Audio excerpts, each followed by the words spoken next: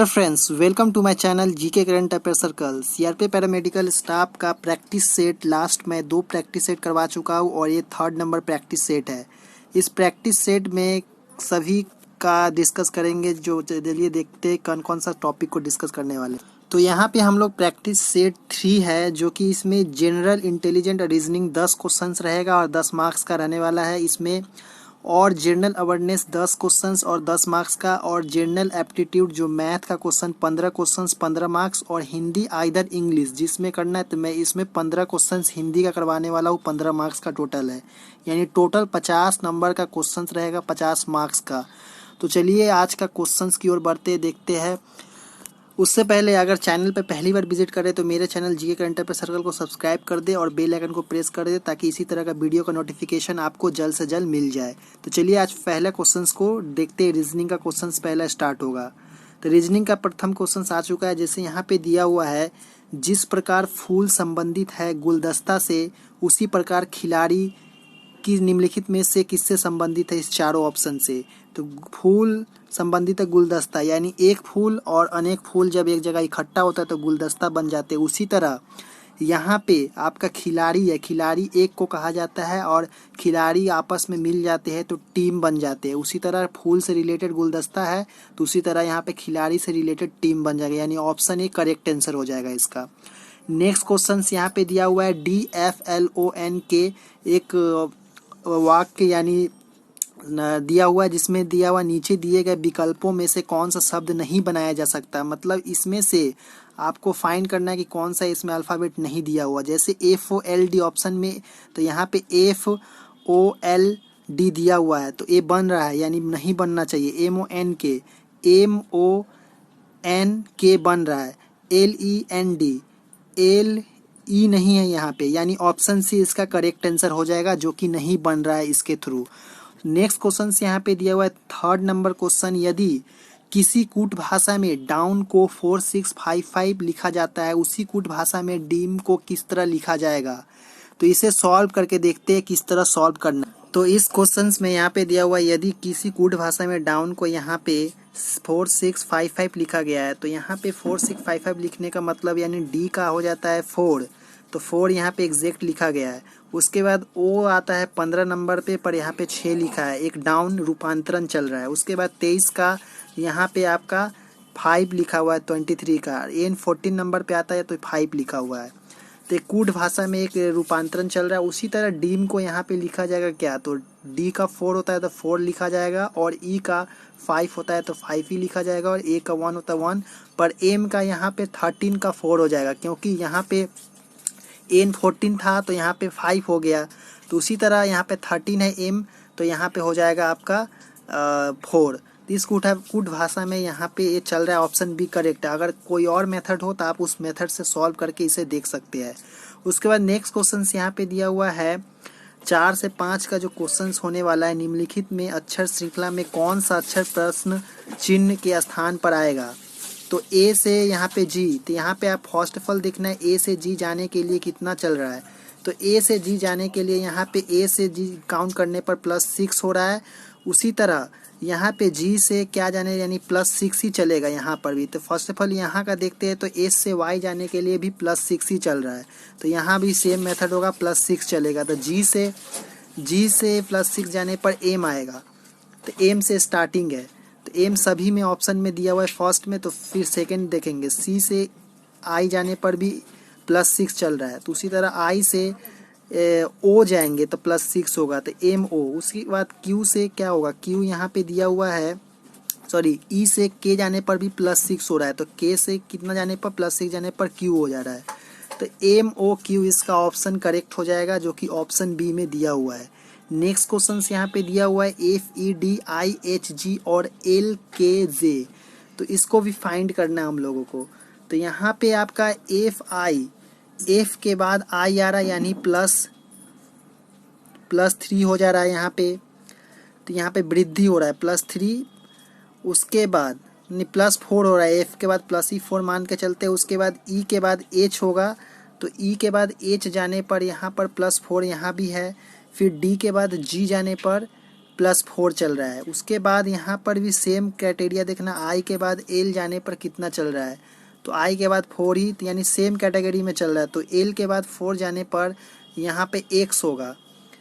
यहाँ पे क्या दिया हुआ है, ओ होगा, ओ, यानी एल के बाद ओ जाने पर ओ हो जा रहा है। हाँ, तो ओ हो गया। बस के बाद +4 जाने पर हो जाएगा यहाँ पे एन होगा। उसके बाद यहाँ पे जे के बाद +4 जाने पर एम होगा, तो ओ एन एम, इसका करेक्ट हो जाएगा O N M, option C correct answer. उसके बाद नीचे से 6 नंबर क्वेश्चन रीजनिंग का दिया हुआ है, नीचे दिए गए अक्षर श्रेणी को पूरा करने के लिए कौन सा अक्षर उपयुक्त होगा, यानी BA- CB- CCBAC ये सब दिया हुआ है। तो इसको फर्स्ट ऑफ ऑल देखना होगा कि कितना पेयर में बन रहा है, तो टोटल काउंट करने पर यहाँ पे 2 3 4 5 6 7 8 9 10 11 12 13 14 15 16 17 18 19 20, टोटल 20 ठो यहाँ पे दिया हुआ है टोटल। तो इसे काउंट कर लिया, इसका पेयर बनेगा टोटल 4 का पेयर, तो इसका 4 का पेयर यहाँ पे लाइन टान देंगे, एक लाइन यहाँ पे टान देंगे 4 पेयर बनने के लिए। यहाँ पर भी एक सी के बाद लाइन टना जाएगा, उसके बाद यहाँ पर भी एक लाइन टनेगा, उसके बाद एक यहाँ पर भी, और यहाँ पर भी एक दो दिया हुआ है, तो यहाँ पर चलेगा।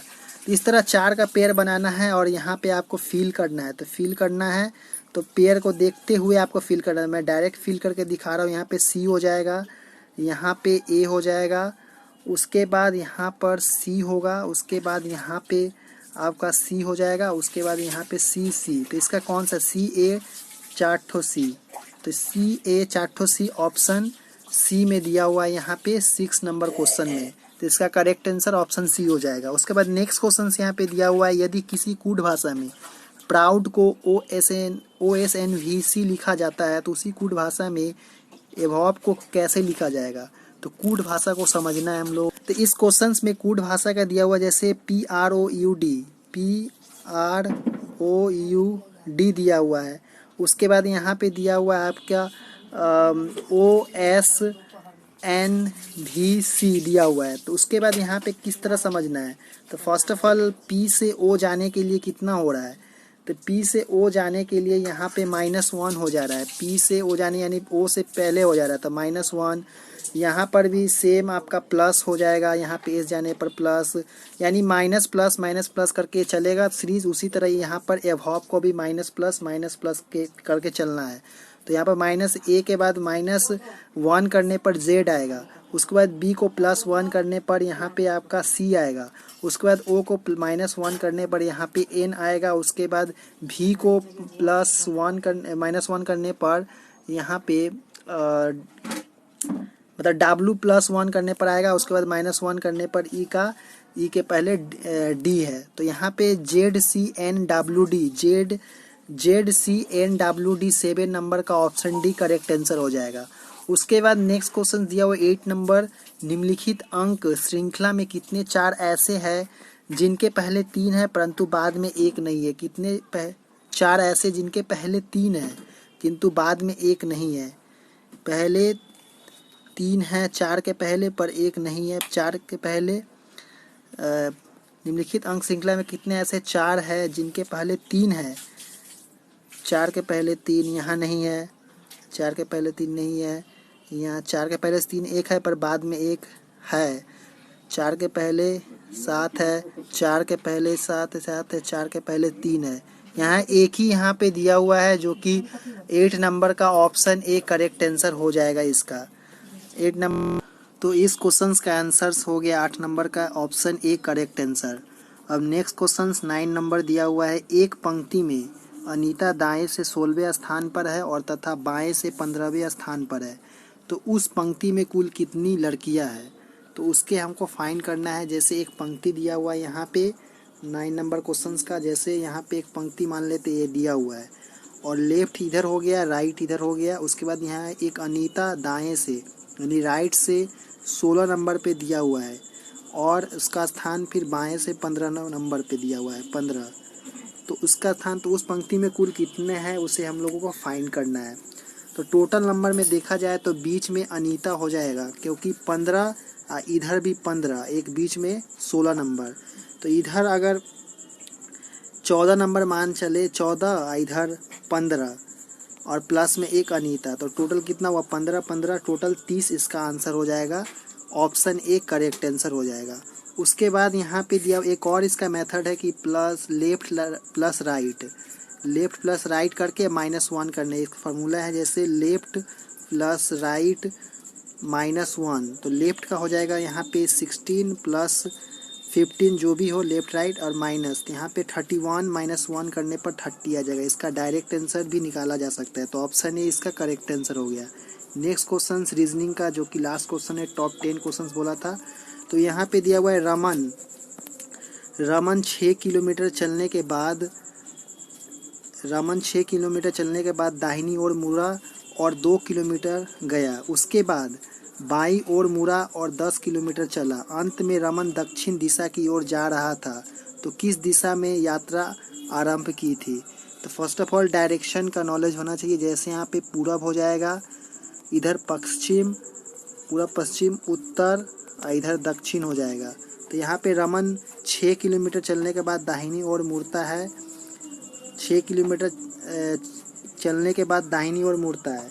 तो यहाँ पे 6 किलोमीटर, जैसे यहाँ पे प्रारंभिक बिंदु है, 6 किलोमीटर चला कोई भी डायरेक्शन में 6 किलोमीटर, उसके बाद 2 किलोमीटर दाहिनी मोड़ मुड़ा और उसके बाद 2 किलोमीटर चला, यहाँ पे 2 हो गया।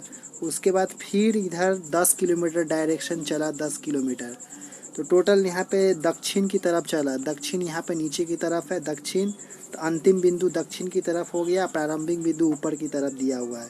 तो यहाँ पे डायरेक्शन के हिसाब से देखा जाए तो यहाँ पे अंतिम बिंदु है दक्षिण, तो इसका रमन का दक्षिण दिशा से यात्रा प्रारंभ किया था, तो यहाँ पे इसका करेक्ट आंसर हो जाएगा दक्षिण, यानी ऑप्शन बी इसका करेक्ट आंसर हो जाएगा, दक्षिण इसका करेक्ट आंसर हो गया। उसके बाद नेक्स्ट क्वेश्चन यहाँ पे अब जनरल अवेयरनेस का क्वेश्चन है, जो कि टोटल 10 क्वेश्चन जनरल अवेयरनेस से रहने वाले हैं। तो यहाँ पे फर्स्ट क्वेश्चन यहाँ पे दिया हुआ है, पायरिडॉक्सिन किस विटामिन का रासायनिक नाम है? पायरिडॉक्सिन किस विटामिन का रासायनिक नाम है? तो विटामिन ए, विटामिन B6 जो है पायरिडॉक्सिन का रासायनिक नाम है। रासायनिक नाम किसी भी विटामिन का, जैसे B6, B12, B8, C, D जो भी है उसका रासायनिक नाम पूछा जा सकता है। तो इसमें मैं विटामिन B6 का पायरिडॉक्सिन है। उसके बाद नेक्स्ट क्वेश्चन दिया हुआ है, ऑस्कर अवार्ड किससे संबंधित है? ऑस्कर अवार्ड किससे संबंधित है? ऑस्कर अवार्ड फिल्म के क्षेत्र में दिया जाता है, ऑस्कर अवार्ड। उसके बाद नेक्स्ट क्वेश्चन दिया हुआ है, बुकर पुरस्कार किस क्षेत्र में दिया जाता है? बुकर पुरस्कार, तो बुकर पुरस्कार किस क्षेत्र में? तो साहित्य के क्षेत्र में बुकर पुरस्कार को दिया जाता है। उसके बाद नेक्स्ट क्वेश्चन है, ऊंचाई बढ़ने से वायुमंडलीय दाब पर क्या प्रभाव पड़ता है? ऊंचाई बढ़ने से वायुमंडलीय दाब पर वह घटता है, यानी घटता है ऊपर ऊंचाई बढ़ने पर। उसके बाद नेक्स्ट क्वेश्चन यहाँ पे दिया हुआ है जनरल अवेयरनेस का, संसार का सबसे बड़ा स्तनधारी जीव कौन है? संसार का सबसे स्तनधारी जीव ब्लू व्हेल है। ब्लू व्हेल जो समुद्र में रहता है, सबसे बड़ा है और स्तनधारी है। उसके बाद यहाँ पे दिया हुआ है नेक्स्ट क्वेश्चन, संसार का सबसे छोटा पक्षी कौन है? संसार का सबसे छोटा पक्षी हमिंग बर्ड है, जो संसार का सबसे छोटा पक्षी है। उसके बाद नेक्स्ट क्वेश्चन है, रतौंधी किसके कमी के कारण होती है? रतौंधी किसके कमी के कारण होती है? तो रतौंधी विटामिन ए की कमी के कारण होता है। उसके बाद नेक्स्ट क्वेश्चन से यहाँ पे दिया हुआ है, राज्यपाल अपना इस्तीफा किसे सौंपता है? राज्यपाल अपना इस्तीफा किसे सौंपता है? तो राज्यपाल इस्तीफा राष्ट्रपति को अपना सौंप देता है। उसके बाद नेक्स्ट क्वेश्चन है, इंदिरा गांधी राष्ट्रीय खुला विश्वविद्यालय यानी इग्नू का मुख्यालय कहाँ है? इग्नू का मुख्यालय ऑप्शन ए दिल्ली में आपका इग्नू का मुख्यालय है, जो इंदिरा गांधी राष्ट्रीय खुला विश्वविद्यालय ओपन यूनिवर्सिटी। उसके बाद नेक्स्ट क्वेश्चन दिया हुआ यहाँ पे, नेक्स्ट क्वेश्चन जो कि इस वीडियो का लास्ट क्वेश्चन है, टॉप 10 क्वेश्चन जो कि एग्जाम में पूछे जाते हैं। तो अजंता की अप्सरा किस काल की उत्कृष्ट चित्रावली है? तो अजंता की यहाँ पे ऑप्शन सी गुप्त काल जो है, जो अप्सरा की किला की उत्कृष्ट चित्रावली है। उसके बाद नेक्स्ट में अब आता है न्यूमेरिकल एप्टीट्यूड का, जो कि मैथ का क्वेश्चन है। टोटल 15 क्वेश्चन आपको एग्जाम में देखने को मिलेगा। तो यहाँ पे फर्स्ट क्वेश्चन यहाँ पे दिया हुआ है, निम्नलिखित प्रश्न में क्वेश्चन मार्क के स्थान पर लगभग मान कितना आना चाहिए। तो इसे सॉल्व करना होगा। तो इसे सॉल्व करते हैं हम लोग, देखते हैं किस तरह सॉल्व करना है। तो इस क्वेश्चंस को सॉल्व करना है तो यहाँ पे दिया हुआ है बॉडमास का रूल फॉलो करना है। तो फर्स्ट ऑफ ऑल दिया हुआ है यहाँ पे 5470 भागा 378 गुने 19 का स्क्वायर। तो यहाँ पे हम लोग लिखेंगे इसको 5470 बटा में 378 और गुना में 19 का स्क्वायर हो जाएगा 361। इसको लिखने के बाद इसे कट करना है हम लोगों को। इसमें जितना से भी कटे आपको काटने के बाद इसका आंसर डायरेक्ट आपका एक पॉइंट में आएगा, पर यहाँ पर अनुमान लगभग बोला गया है। तो लगभग आपका 5224 इसका करेक्ट आंसर हो जाएगा, 5224, पर इनमें से कोई नहीं, यानी ऑप्शन डी इसका करेक्ट आंसर हो जाएगा। उसके बाद नेक्स्ट क्वेश्चन दिया हुआ यहाँ पे, यदि एक संख्या के वर्ग में 56 का स्क्वायर जोड़ा जाता है तो उत्तर 4985 प्राप्त होगा। तो संख्या क्या है? तो इसको बोला गया एक संख्या के वर्ग। तो मान लेते x एक संख्या है तो उसका वर्ग यानी स्क्वायर प्लस 56 का स्क्वायर बराबर में आपका जोड़ने पर 4985 आता है। तो इसको सॉल्व करना है। तो इसको सॉल्व करने के लिए फर्स्ट ऑफ ऑल 56 का स्क्वायर आपको फाइंड करना पड़ेगा। तो जैसे यहाँ पे एक्स स्क्वायर बराबर 56 का स्क्वायर हो जाएगा यहाँ पे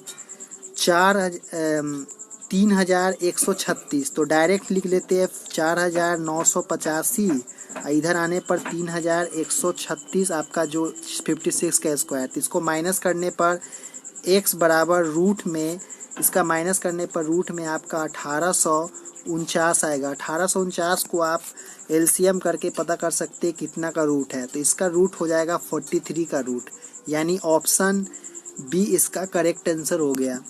उसके बाद नेक्स्ट क्वेश्चन है यहाँ पे मैथ का, जो कि दिया हुआ है सुश्री संध्या 12%, सुश्री संध्या नाम का जो है 12% प्रति वर्ष की दर से साधारण ब्याज पाने के लिए 31,400 रुपये की राशि को 8 वर्ष के लिए जमा करती है। तो 8 वर्ष के अंत में सुश्री संध्या को कुल कितनी राशि मिलेगी? तो हमको ये साधारण ब्याज यानी सिंपल इंटरेस्ट को फाइंड करना है, यानी रेट ऑफ इंटरेस्ट कितना होगा वही फाइंड करना है। तो यहाँ पे फर्स्ट में आपको सिंपल इंटरेस्ट फाइंड करना पड़ेगा। सिंपल इंटरेस्ट फाइंड करना है, यानी ऐसा इक्वल टू आपका, यानी साधारण ब्याज इक्वल टू 31,400 गुने 8 वर्ष के लिए दिया जा रहा है। तो 8 वर्ष और 12%, यानी रेट 12% और बटे में प्रतिशत के लिए 100 लिख देंगे, 100 लिख लेंगे। उसके बाद 0 0 यहाँ 2 काटेंगे। उसके बाद ये तीनों को मल्टीप्लाई करने के बाद आपका 30,144 आएगा, 30,144 आएगा।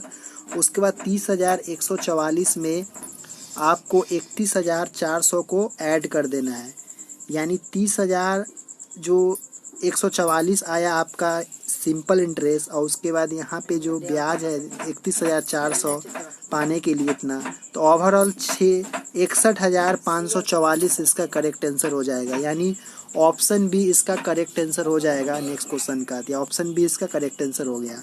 उसके बाद नेक्स्ट क्वेश्चन दिया हुआ यहाँ पे, एक परीक्षा उत्तीर्ण के लिए, एक परीक्षा उत्तीर्ण यानी पास करने के लिए 336 अंक प्राप्त करना जरूरी है। एक छात्र को 35% अंक मिलते हैं और वह 42 अंकों से फेल हो जाता है। तो कोई छात्र अधिकतम कितने अंक प्राप्त कर सकता है? तो इसे फाइंड करना है हम लोगों को।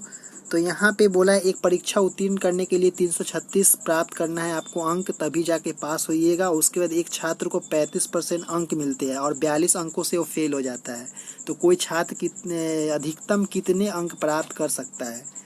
तो मान लेते हैं यहाँ पे आपको अधिकतम प्राप्त करता है, जो अधिकतम अंक x प्राप्त करता है। तो x का 35% आपको फाइंड करना है। x का 35% बराबर में 336 लाना जरूरी है, और फेल कितना से होता है? 42 नंबर से वो फेल हो जाता है। तो यहाँ पे टोटल इसको ऐड करेंगे तो 378 हो जाएगा। 378 हो जाएगा तो x बराबर यहाँ पे ओवरऑल 378 गुने में 100 और नीचा में 35, क्योंकि 35 नीचा ऊपर 100 हो गया प्रतिशत को हटाने के लिए। तो इसको सॉल्व करने पर आपका 1080 इसका करेक्ट आंसर हो जाएगा। पर इसमें आपको ऑप्शन में 1080 नहीं दिया है, तो इसका करेक्ट आंसर ऑप्शन डी हो जाएगा। तो नेक्स्ट क्वेश्चन आप देखते हैं। तो नेक्स्ट क्वेश्चन यहाँ पे दिया हुआ है, यदि 50,176 रुपये की राशि को 32 व्यक्तियों के बीच बराबर बराबर बांटा जाए तो प्रत्येक व्यक्ति को कितनी राशि मिलेगी। यानी 50,176 रुपये आपके पास है और 32 व्यक्तियों को बराबर बराबर बांटा जाएगा तो प्रत्येक व्यक्ति को कितना राशि मिलना चाहिए। तो यहाँ पे प्रत्येक व्यक्ति को मिलने वाली राशि आपको डिवाइड करना है 50,176 को 32 से। तो 50,000 इतना को आप डिवाइड कर दीजिए 32 को, जितना आएगा वही आपका राशि होगा। यानी 1568 टोटल इसका राशि होगा, प्रत्येक व्यक्ति को मिलेगा। तो 1568 इसका यानी ऑप्शन डी करेक्ट आंसर हो जाएगा। नेक्स्ट क्वेश्चन यहाँ पे दिया हुआ है, 5 कुर्सियों और 8 मेजों की कीमत 6,576 रुपया है, तो 10 कुर्सियों और 15 मेजों की कीमत कितनी होगी। तो यहाँ पे जैसे 5 कुर्सी और 8 मेजों की कीमत 6,574 रुपया दिया हुआ है, तो उसी तरह यहाँ पे जैसे 5 कुर्सी है तो 5 के बाद 10 कुर्सी का दाम पूछ रहा है, और 8 कुर्सी है तो 8 मेज है तो 16, यानी डबल हो जा रहा है। तो 6,574 में 2 से गुना करने पर आपका आंसर आ जाएगा 13,000, यानी ये डबल हो रहा है। 5 से 2 गुना है और 8 से 2 गुना 16 है, तो इसका भी 2 गुना होगा। तो इसका 2 गुना होने पर आपका टोटल ओवरऑल आएगा 13,148 रुपया आपको पे करना पड़ेगा, यानी देना पड़ेगा। तो 13,148 ऑप्शन सी में करेक्ट आंसर। नेक्स्ट क्वेश्चन यहाँ पे दिया हुआ है, 5 क्रमिक संख्याओं ए बी सी डी और ई का औसत 48 है, ए और ई का गुणनफल कितना होगा। ए और ई का गुणनफल हम लोग को फाइंड करना है। तो माना ए इक्वल टू एक्स है, तो यानी A B C D total औसत है 48। तो यहाँ पे हम लोग ऐसे कर सकते हैं कि ए का x मान लेते हैं तो b का हो जाएगा x+1 x, यानी a का मान लिए x, फिर प्लस b का हो गया x+1, फिर c का हो गया x+2, फिर d का हो गया x+3 और e का हो गया x+4 और इक्वल टू कितना टोटल 5 है। तो 5 नीचे आएगा, पर बराबर में यहाँ पे हम 5 × 48 को कर देते हैं। तो यहाँ पे टोटल x कितना है 5x हो गया, प्लस में 1 2 3 करके यहाँ पे टोटल यहाँ पे आपका 10 हो गया, यानी 240 यहाँ पे हो गया इसको गुना करने पर। तो x का वैल्यू निकालने पर आपका ओवरऑल यहाँ पे 46 करेक्ट आंसर हो जाएगा। 46 x का वैल्यू निकलेगा, पर यहाँ पे पूछा गया है a और e का गुणनफल कितना होगा। तो e का यहाँ पे हो जाएगा, इसमें जैसे x प्लस कितना x+6 दिया था, तो यहाँ पे उसी तरह आपको x का वैल्यू पुट करना है। पुट करने के बाद आपका ओवरऑल 50 e का आ जाएगा 50, यानी 46 + 4। तो यहाँ पे 50 और a × e का आ जाएगा। टोटल a का यहाँ पे दिया था x, तो x का वैल्यू कितना आया था, तो 4 लगभग 46 आया था। तो यहाँ पे आपका हो जाएगा a × e हो जाएगा 46 × 50। तो यहाँ पे आंसर आ गया 2300। तो 2300 आपका ऑप्शन डी में दिया हुआ है। नेक्स्ट क्वेश्चन है, एक संख्या के 58% और उसी संख्या के 39% के बीच 247 का अंतर है, तो उस संख्या का 62% कितना होगा। तो माना x एक संख्या है, तो x एक संख्या मान लिए, तो यहाँ पे दिया हुआ है चूँकि कि x का 58%, x मान लिए एक नंबर, तो इसका बटा में 100 लिख दिए। उसके बाद x का 39% बटा में 100, क्योंकि प्रतिशत को हटाना है। उसके बाद 247 बराबर में दिया हुआ है, यानी माइनस का साइन है, यहाँ पे माइनस का साइन, दोनों का डिफरेंस 247 बताया गया। तो यहाँ पे आपको कैलकुलेशन करना है, तो x का वैल्यू निकालना है। तो x का वैल्यू निकालने के लिए ओवरऑल आपको एलसीएम लेके कैलकुलेट करना हो, काफ़ी लंबा होगा, इसलिए मैं डायरेक्ट बता रहा हूँ। यहाँ पे आपका यहाँ पे हो जाएगा x बराबर 247 × 100/19। तो यहाँ पे कट करने पर आपका 1300 आ जाएगा, यानी इसका आंसर 30 नहीं है, 30 का वैल्यू आया। फिर यहाँ पे बोला गया था उसका 62% कितना होगा, तो x इंटू 62/100 बराबर 1300। तो इसका x का वैल्यू यहाँ पर कैलकुलेट करने पर 806 आ जाएगा। इसका ऑप्शन भी करेक्ट आंसर हो गया। उसके बाद नेक्स्ट क्वेश्चन दिया हुआ है, एक टेनिस को एक हफ्ते के लिए एक कैंटीन यानी एक कैंटीन को एक हफ्ते के लिए 21 दर्जन केले की ज़रूरत होती है और 54 दिनों के लिए उसे कितने दर्जन केलों की ज़रूरत होगी। तो इसे फाइंड करना है हम लोगों को। तो यहाँ पे 21 दर्जन केले एक कैंटीन को लगता है, तो 54 दिनों के लिए कितना लगेगा। तो 21 में 7 से डिवाइड करेंगे, 21 दर्जन एक 7 इंटू 54 डायरेक्ट एक फार्मूला है। तो यहाँ पे 21 को 7 से डिवाइड कीजिए सप्ताह में, और उसके बाद यहाँ पे इंटू में 54 कर दीजिए, डे में निकल जाएगा। तो यहाँ पे 162 दर्जन आपका केला 54 दिनों के लिए लगेगा, यानी 162 ऑप्शन ए में करेक्ट आंसर हो गया। उसके बाद नेक्स्ट क्वेश्चन दिया हुआ है, एक पुरुष और उसके पुत्र की औसत का आयु 33 वर्ष है और उनकी आयु का अनुपात 8:3 है। तो पुरुष की आयु कितनी है। तो मान लेते हैं कि माना कि रेशियो के हिसाब से यहाँ पे पिता और पुत्र का रेशियो यहाँ पे मान लेते हैं 8x, और यहाँ पे मान लेते हैं आपका 3x दिया हुआ है। तो दोनों को ऐड करने पर 8x और प्लस 3x ऐड करने पर यहाँ पे 2 इंटू 33, क्योंकि डबल बोला गया है। उनकी आयु का पुरुष कितना 33 वर्ष है। तो यहाँ पे हो जाएगा 11x बराबर 66। तो x का वैल्यू आ गया आपका 6। तो x का वैल्यू 6 आया, तो पिता की आयु और दोनों का ऐड करना है। तो 6 इंटू 8, यहाँ पे पिता की आयु पूछा गया था, तो यहाँ पे x के जगह हम लोग 6 रख देंगे, तो 8 6 48। तो टोटल इसका 48 आंसर आ गया। 48 वर्ष पिता का उम्र है। उसके बाद नेक्स्ट क्वेश्चन दिया हुआ है, 2 उम्मीदवारों ने चुनाव लड़ा, यदि एक को 520 वोट मिले तो 65% वोट थे, तो वोटों की कुल संख्या कितनी होगी। तो वोटों की कुल संख्या फाइंड करना है। तो 2 उम्मीदवार है चुनाव में लड़े, और यदि एक को 520 वोट मिले तो 65% वोट थे, तो लोगों दो वोटों की कुल संख्या कितनी थी। कुल संख्या फाइंड करना है हम लोगों को। तो कुल संख्या फाइंड करने के लिए यहाँ पे जैसे दिया हुआ है 65%, तो 65% बाई 100% को हटाने के लिए इंटू में कुल वोट बराबर 520। तो यहाँ पे कुल वोट निकालना है। तो कुल वोट निकालने के लिए तो कुल वोट बराबर हो जाएगा आपका, टोटल वोट बराबर हो जाएगा 520 इंटू 100 बाई 65। कट करने पर आपका जो आंसर आएगा 800 आएगा। तो 800 इसमें नहीं दिया हुआ है इसमें, तो इसका ऑप्शन डी हो जाएगा करेक्ट आंसर। उसके बाद नेक्स्ट क्वेश्चन दिया हुआ है, तो यहाँ पे नेक्स्ट क्वेश्चन यहाँ पे दिया हुआ है जैसे 3978, यानी के मतलब गुना 11/17 इसका भी गुना, 9/13 इसका भी गुना, यानी 5/9। तो इसको हम लोगों को 9 से कट हो जाएगा। कट होने के बाद यहाँ पे आपको फिर 17 से यहाँ पे 17 7, तो यहाँ पे आपको कट करके देखना है कि ये 17 से जा रहा है कि नहीं। तो काट कूट के आपको जो सोल्यूशन सिंपल सा है, तो आप सॉल्व खुद से भी कर सकते हैं। तो इसका आंसर डायरेक्ट बता दो, ऑप्शन भी दिया हुआ है यहाँ पे 990। उसके बाद नेक्स्ट क्वेश्चन से यहाँ पे रूट का क्वेश्चन दिया हुआ है, जैसे √1024 डिवाइडेड बाई √? Equal to √4। तो यहाँ पे √1024 का हो जाता है 32।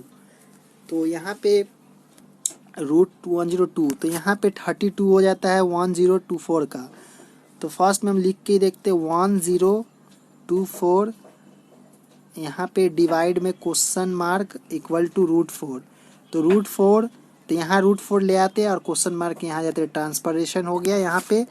उसके बाद यहाँ पे जैसे 1024 का हो जाता है 32, और 4 का 2 हो जाता है इक्वल टू क्वेश्चन मार्क में रूट में।